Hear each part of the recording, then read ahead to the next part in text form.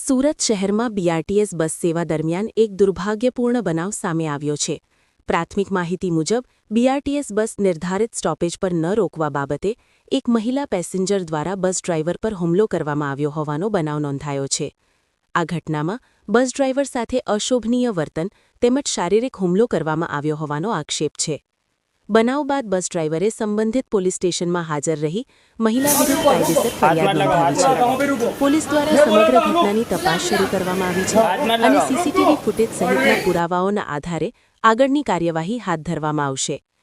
કાયદો પોતાના હાથમાં લેવું યોગ્ય નથી અને જાહેર પરિવહન કર્મચારીઓની સુરક્ષા સુનિશ્ચિત કરવી અતિઆવશ્યક છે. પ્રશાસન દ્વારા મુસાફરોને શાંતિ જાળવવા અને કોઈપણ સમસ્યા હોય તો સત્તાવાર રીતે રજૂઆત કરવા અપીલ કરવામાં આવી છે.